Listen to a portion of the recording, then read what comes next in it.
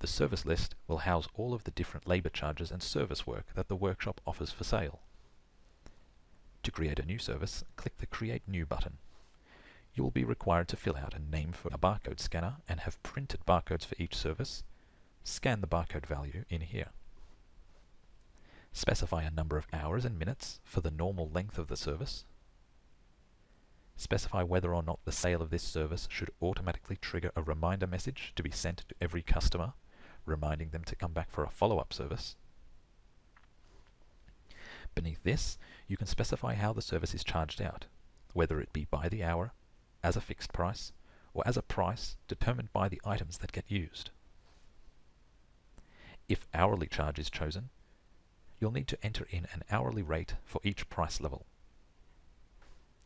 If fixed charge is chosen, you'll need to specify a fixed price for each price level, and also specify what parts are used in the service that are covered by the fixed price. If item charge is chosen, you'll need to select what parts are used in the service.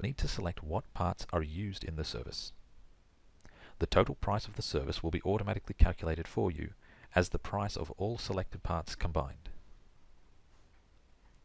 At the bottom is the service description, the default wording that will be added to each job card and invoice each time this service is charged out.